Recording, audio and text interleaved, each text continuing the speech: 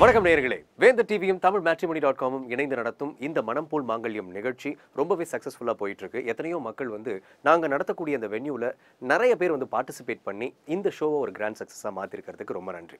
அதே போல் இந்த மனம் போல் மாங்கல்யம் நிகழ்ச்சி இந்த வாரம் நம்ம பார்க்க போகிறது திருவையாறு ஐயாரப்பர் ஆலயத்தில் நடக்க போகிற சுயம்வர பார்வதி யாகம்.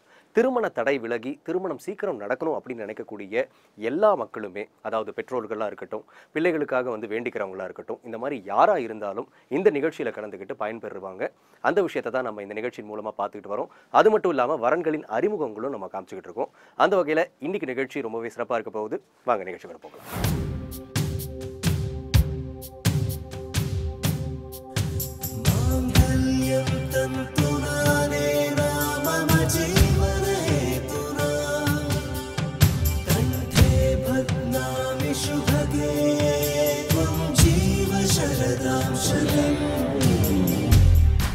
திருவையாறு ஐயாரப்பர் ஆலயம், அதாவது சிவபெருமானுடைய ஆலயத்தில் இது நடக்குதுன்னு தெரிஞ்ச உடனே நிறைய பேர் இதுக்கு பார்ட்டிசிபேட் பண்ணாங்க.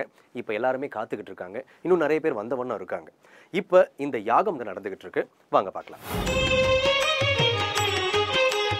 இந்த சுயம்வர பார்வதி யாகம் எப்படிப்பட்டது என்பதனை அனைவரும் உணர விளக்குகின்றார். பார்வதி பரமேஸ்வரனுடைய பேரொருள் கொண்டு நமது ஐயாரப்பருடைய திரு ஆலயத்திலே உலகத்திலே வசிக்கக்கூடிய அனைத்து கன்யா குழந்தைகள் அனைவருக்கும், குமாரர்கள் அனைவருக்கும் திருமணம் என்று சொல்லக்கூடியதான ஒரு மங்கள காரியங்கள் நடக்க வேண்டும் என்பதற்காக இந்த ஆலயத்திலே ஸ்வயம்வரா பார்வதி என்று சொல்லக்கூடிய அம்பாளை வேண்டி, பார்வதி பரமேஸ்வரனை வேண்டி பெரும் யாகமானது நடைபெற்று வருகின்றது. சிவபெருமானுக்கு உகந்த இசைக்கருவிகளில் வீணைக்கு உள்ள முக்கியத்துவம் பற்றி விளக்க வந்தவர் ராவணன் பற்றிய அரிய தகவல்களை புராண ரீதியாக விளக்குகின்றார். இறைவனுக்கு பரமேஸ்வரனுக்கு பிடித்ததான வீண வாத்தியம் என்று சொல்லக்கூடியதானது, சிவபெருமானுக்கு எத்தனையோ வாத்தியங்கள் பிடித்ததாக இருந்தாலும் அதிலே ரொம்ப தனித்துவமாக கருதக்கூடியது இந்த வீணை வாத்தியம். இந்த இசைக்கருவியிலே என்ன இறைவனுக்கு ஒரு தனிப்பட்ட அலாதி பிரியை என்றாலே, ராவணன் என்று சொல்லக்கூடியவன் மிக எல்லாரும் நமக்கெல்லாம் அவனை தெரிஞ்சது மைனஸ் மட்டும்தான் நமக்கு தெரிஞ்சிருக்குது ராவணனை. ஆனால் அவன்கிட்ட நிறைய ப்ளஸ் பாயிண்ட் நிறைய இருக்கிறத நாமெல்லாம் உலகம் தெரிஞ்சுக்கிறது இல்லை. அதான் இன்றைய உலகம், கலியுகம். அன்றைய காலத்திலேயே இருந்திருக்குது. இருந்தாலும் ராவணன் என்று சொல்லக்கூடியவனுடைய நல்ல குணங்கள் என்னென்ன அப்படின்னு கேட்டீங்கன்னா, பரமசிவ பக்தன் என்று சொல்லக்கூடியது ராவணன். அப்படி இந்த ராவணன் போல ஒரு உலகத்தில் ஒருவருமே சிவபக்தன் இல்லைன்னு வேத புராணங்கள்லாம் கூறுதான். அப்பேற்பட்ட சிவபக்தன், அவனுக்கு நிகரான சிவபக்தன் உலகத்திலேயே இல்லைன்றக்கா. அது ஒன்று நல்ல குணம். இன்னொன்று என்னன்னா, சிவபெருமான் கைலாயத்தில் வசிக்கும் பொழுது இலங்கையில் ஒரு பிரம்மாண்டமான பார்வதி தேவியினுடைய ஆசைக்கு இருக்க இறைவன் அங்கே ஒரு பெரிய ஒரு மலையை நிர்ணயம் பண்ணி அங்கே குடி போக போகிறார் பரமேஸ்வரன். அப்போ அந்த நம்மெல்லாம் எப்படி வீட்டில் குடி போகிறோம்னா கிரகப்பிரவேசம்னு செஞ்சு கணபதி ஹோமம் பண்ணுவோம். அதுபோல் பரமேஸ்வரன் என்ன நினச்சாரா, இந்த மலையை திறந்து வைக்கிறதுக்கு ஒரு ஹோமம் பண்ணணும். அதை யாரடா வச்சு, எந்த வேத விற்பனர்களை, எந்த ரிஷியை வச்சு செய்யலான்னு பார்த்துட்டு இருக்கும்போது ராவணனை தான் அழைச்சாராம் பரமேஸ்வரன். ஏன்னா அவன் தான் அனைத்து விதமான சாஸ்திரங்களையும் வேதங்களை அனைத்தையுமே கற்று தேர்ந்தவன் ராவணன். அது மட்டுமல்லாமல் இசையில அவனுக்கு தெரியாத கலைகளே இல்லையா. ராவணன் எல்லா விதமான இசை வாத்தியங்களையும் ஒரே சமயத்தில் இசைக்கக்கூடியவன் ராவணன். யாராவது முடியுமா? ஒரு வாத்தியத்தை தான் நம்மளால் கொடுத்து வாசிக்க முடியும். ஆனால் ராவணன் எல்லா வாத்தியங்களையுமே ஒரே நேரத்தில் வாசிக்கிறானா. எப்படிடா முடியும் அப்படின்னா, ராவணனுக்கு 10 சிரம் கொண்டவன், 10 தலை, 10 20 கை. அப்படி இந்த 20 கையினாலையும் 20 விதமான வாத்தியங்களை வாசிக்கிறான். அப்பேற்பட்ட திறமை கொண்டவன் அந்த ராவணன். அதில் அவனுக்கு ரொம்ப பிடித்ததானது என்னன்னு கேட்டேன்னா வீணதா. ஒரு நேரத்தில் தான்கிற அகந்தையினால் ராவணன் என்ன பண்ணான்னா, இமயமலையை தூக்கி தன்னுடைய பூமிக்கு கொண்டு போகணும்னு ஒரு ஆசைப்பட்டு இமயமலையை தூக்க போகிறான். பரமேஸ்வரன்கிட்ட போய் எல்லா தேவர்களும் முறையிட்டோன்னு பரமேஸ்வரன் தன்னுடைய கால் கட்டவரெல்லாம் லேசாக அழுத்துறார். ராவணன் போய் அதில் பாதாளத்தில் கீழே விழுந்துடுறான், ஏந்திரிக்க முடியல. அப்போ அந்த நாரதருங்கிற ரிஷி போய் சொல்கிறார், நீ இந்த பாதாளத்திலேருந்து தப்பிச்சு வரணும்னா பரமேஸ்வரனுக்கு பிடித்ததானது இந்த சாமகானம் அப்படின்னு சொல்லக்கூடிய சாமவேதம் அப்படின்னு சொல்லக்கூடியதை வாசி, எதில் அப்படின்னு கேட்குறான் ராவணன். உனக்கு ரொம்ப பிரியமான இந்த வீண வாத்தியத்தில் வாசி, ஏன்னா சிவபெருமானுக்கும் பிடித்தது இந்த வீண வாத்தியம் அப்படிங்கிற. அப்போ ராவணன் என்ன பண்ணுறானா, தன்னுடைய வீணையை எடுத்து சாமவேதம்ங்கிற வேதத்தை அந்த வீணையில் வாசிக்கிறான். சுவாமி தன்னையே மறந்து உருகி கேட்குறாராம் அந்த வீண வாத்தியத்தை. மெய் சிலுத்து போய் உருகி கேட்கும்போது தன்னுடைய கட்ட வரல அப்படியே நகுத்துறார். இந்த ராவணன் தப்பிச்சு பாதாளத்திலேருந்து மேலோகத்துக்கு வந்துடுறான். அப்போ சுவாமியையே தன்னிலையை மறக்கக்கூடிய ஒரு பெரிய கலை எதுக்குன்னா இந்த வீண வாத்தியத்துக்கு. பெயர் தினேஷ், வயது 30, உயரம் 5.10, சமூகம் நாயுடு, மதம் ஹிந்து, கல்வி பிடெக், வேலை என்ஜினியர். விவரங்களுக்கு 7299922404. பெயர் திவ்யா, வயது 27, உயரம் 5.1, சமூகம் வன்னிய குல சத்திரியர், மதம் ஹிந்து, கல்வி எம்ஃபில், வேலை டீச்சிங் அகாடமிக்கல். விவரங்களுக்கு 7299922404. பெயர் கோபிநாத், வயது 33, உயரம் 5.6, சமூகம் சோழிய வெள்ளாளர், மதம் ஹிந்து, கல்வி பிடெக், வேலை என்ஜினியர். விவரங்களுக்கு 7299922404. திருவையாறு ஐயாரப்பர் ஆலயத்துல ரொம்ப சிறப்பா சுயம்வர பார்வதி யாகம் நடந்துகிட்டு இருக்கு. அந்த காட்சிகள் எல்லாம் பார்க்கறதுக்கு முன்னாடி ஒரு சிறிய இடைவேளை.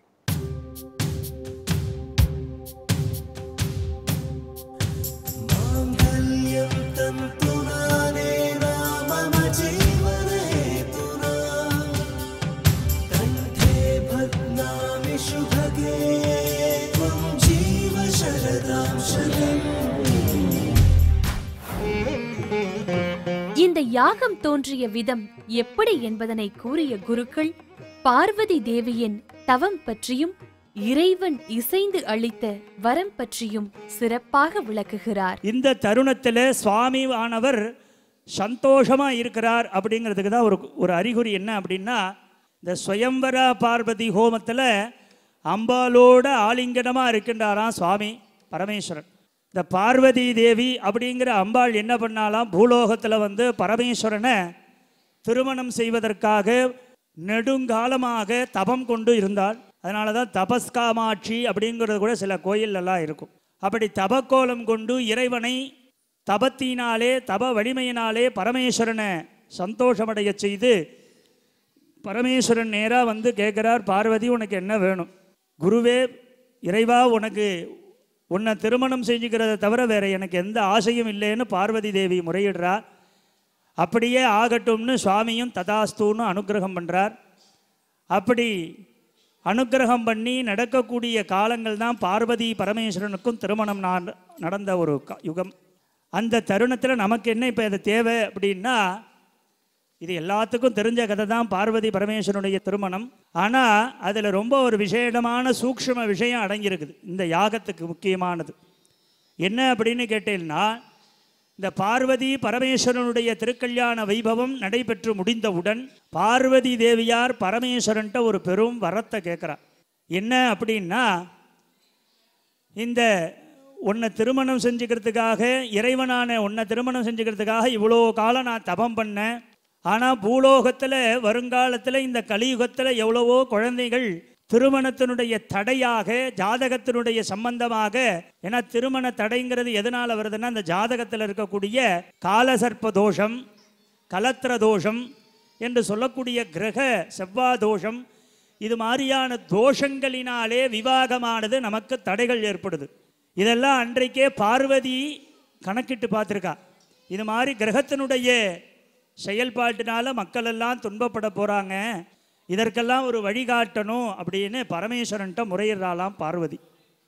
அப்போ பரமேஸ்வரனுடைய வாக்கிலே வந்தது தான், கவலைப்படாத பராசக்தி, இந்த பூலோகத்தில் கலியுகத்தில் எல்லாருக்கும் நீயே வழிகாட்டியாக இருந்து திருமண தடைகளை எல்லாம் போக்கக்கூடிய ஒரு வரமாக திகழப் போகிறார்.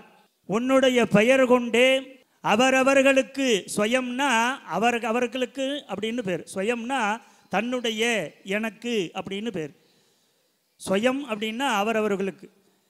பார்வதி என்று சொல்லக்கூடிய உன்னுடைய திருநாமம் கொண்டு யார் ஒருவர் எங்கு யாகம் செய்கின்றார்களோ, அதான் ஸ்வயம் வரம் பார்வதி, அம்பாளே வரத்தை நமக்காக வாங்கி தந்ததினாலே ஸ்வயம்வரா பார்வதி அப்படிங்கிற அம்பாளானவள் பேர் கொண்டு யார் ஒருவர் எங்கு இந்த யாகத்தை செய்கின்றார்களோ அந்த யாகத்திலே கலந்து கொள்ளக்கூடிய அனைவருக்குமே என்னென்ன பிரார்த்தனைகளோ அந்த பிரார்த்தனையெல்லாம் நிறைவேற்றுவேன் அப்படின்னு பரமேஸ்வரனே அனுக்கிரகம் பண்ணுறாராம்.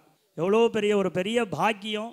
இந்த ஸ்வயம் என்று சொல்லக்கூடிய அம்பாள் பார்வதியானவர் தன்னுடைய நலனுக்காக வேண்டிக்கலே, நம்மளை மாதிரி பக்தர்களுக்காக வேண்டிண்டு வரத்தை வாங்கியதுனால இந்த யாகத்துக்கு ஸ்வயம்வரா பார்வதி யாகம்.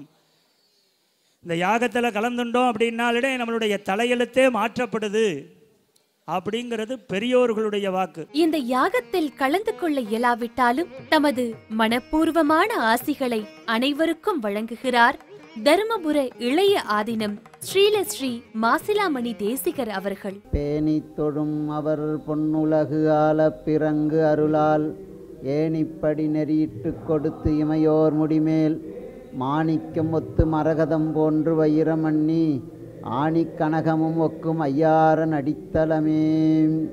எல்லாமல்ல செந்தமிழ் சொக்கநாத பெருமானுடைய திருவருளும் தர்மயாதீன குருமணியினுடைய குருவர்களையும் சிந்திக்கின்றோம். இன்றைய நாள் நம்முடைய ஐயாரப்பர் தர்மசம்வர்த்தனி திருச்சன்னதியில் வேந்த தொலைக்காட்சியின் மூலமாக சுயம்வரம் பார்வதி யாகம் என்று திருமணமாகாதவர்களுக்காக திருமணம் விரைவில் நடைபெற வேண்டும் என்கின்ற அந்த உயர்ந்த நோக்கத்தோடு இவர்கள் இதை ஏற்பாடு செய்திருக்கிறார்கள். உன்னி இருபோதும் என்று தொடங்குகின்ற திருவேதிக்குடியிலே 7ஆம் பாடலிலே கண்ணியரோடு ஆடவர்கள் மாமனம் விரும்பி அருமங்கலமிக மின்னியலும் நுண்ணுடையார் நன் மங்கையர் ஏற்றுப்பதி வேதிக்குடியே என்று நமக்கு காட்டுகிறார் ஞானசம்பந்த பெருமான். திருமண பொருத்தத்திலே 7ஆம் இடம் சுத்தமாக இருக்க வேண்டும் என்று சொல்வார்கள். அங்கே 7வது பாடலிலே இந்த கருத்தை வலியுறுத்துகின்றார். நம்முடைய ஐயாரப்பர் தர்ம சம்பர்த்தனி சப்தஸ்தான தலங்களிலே 3வது தலமாக இந்த திருவேதிக்குடி விளங்குகிறது.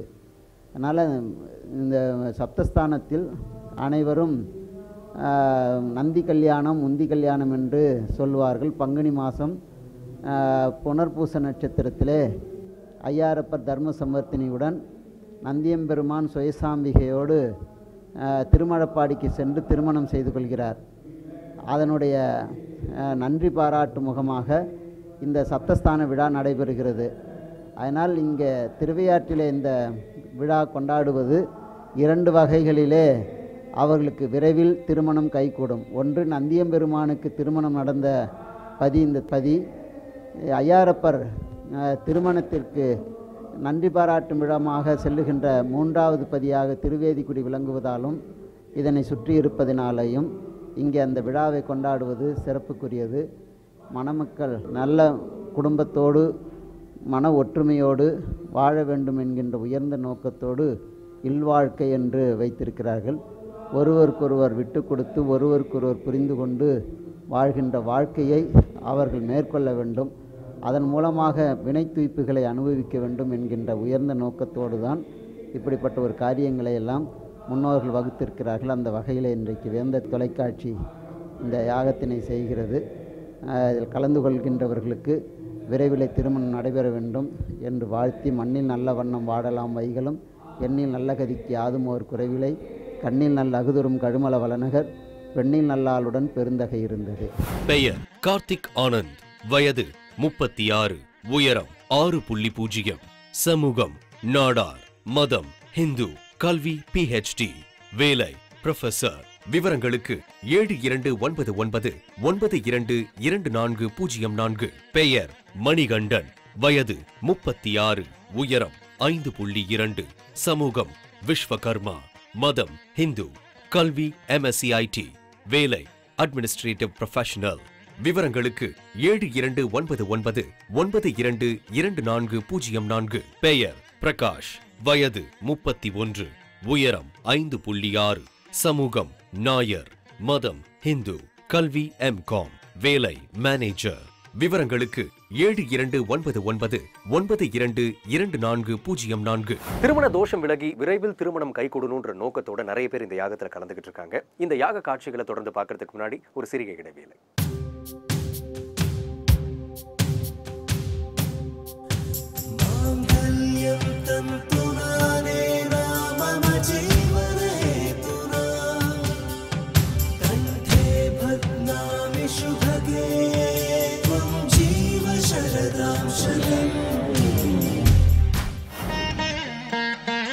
இங்கு நடக்கும் சுயம்வர பார்வதி யாகம் தோன்றிய விதம் பற்றியும் இது இறைவன் அளித்த வரம் என்பது பற்றியும் விளக்கிய சிவாச்சாரியார், இதே யாகத்தினை வீட்டில் வைத்து தனிப்பட்ட முறையில் நடத்துவதற்கும் ஆலயத்தில் வைத்து பொதுவாக நடத்துவதற்குமான பலன் எப்படி மாறுபடுகிறது என்பதனை விரிவான விளக்கங்களுடன் கூறுகிறார். இப்போ எத்தனையோ பேர் இந்த யாகத்தை வீட்டில் செய்கிறோம்.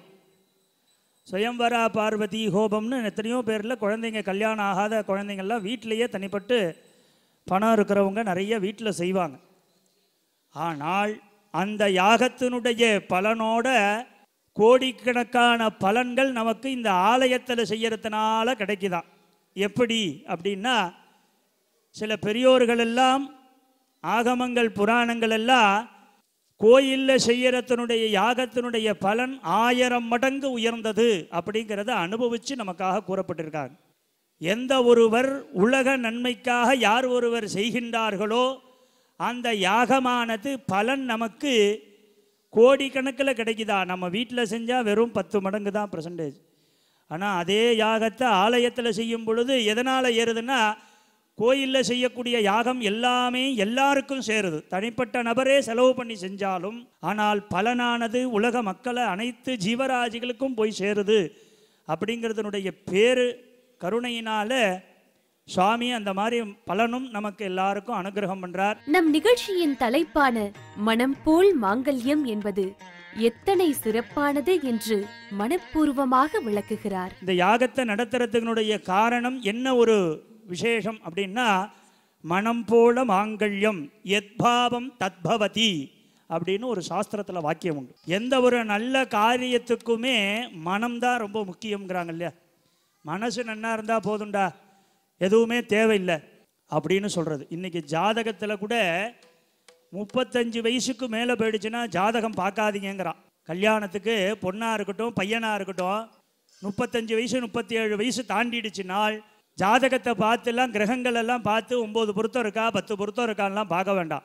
மனசு பிடிச்சி போச்சா செய்யுங்கிறான். அதுக்கு வலிமை ஜாஸ்தி உண்டு. நம்மளுடைய மனதிற்கு வலிமை ஜாஸ்தி உண்டு என்பதை உணர்த்துறதுக்காகவே இவங்க பாருங்கள், அந்த பேரில் கூட மனம் போல மார்க்கம்னு ஒன்று உண்டு, மனம் போல மாங்கல்யம்னு ஒன்று உண்டு. திருமணத்துக்காக இந்த யாகத்தை செய்கிறோம். எல்லாருக்கும் திருமங்கல்ய சுமங்கலிகள்லாமும் தீர்க்க சுமங்கலியாக இருக்கணும். கல்யாணமாகாதவர்களுக்கெல்லாம் சீக்கிரம் கல்யாணம் நடக்கணும். அப்படின்னாலே மனம் போல மாங்கல்யம் என்று சொல்லக்கூடிய நிகழ்ச்சிக்காக இந்த சுயம்வரா பார்வதி ஹோமத்தை நமது வேந்தர் டிவியும் தமிழ் மேட்ரிமனி இணைந்து நடத்துகிறாங்க. அப்பேற்பட்ட இந்த சுயம்வரா பார்வதி ஹோமமானது சிறப்பான முறையிலே நடைபெற்று வருகின்றது. அனைவரும் உன்னிப்பாக யாக நிகழ்வுகளை கவனித்துக் கொண்டிருக்க மந்திரங்களின் முழக்கம் ஒரு தெய்வீக தன்மையை அரங்கேற்றிக் கொண்டிருக்கிறது என்று எண்ணும் வகையில் வந்திருக்கும் அனைவரின் உள்ளங்களும் இறை இன்பத்தில் மூழ்கி இருப்பதை காண முடிகிறது. இறைவனையே இசைய வைத்த வீணையின் நாதத்தோடு வேத மந்திரங்களும் இணைந்து ஆலய வளாகத்தையே ஆன்மீக சொர்க்கமாய் மாற்றிக்கொண்டிருக்க, இதே நேரத்தில் யாக அக்னியில் மூலிகை பொருட்கள் இடப்படுகின்றன.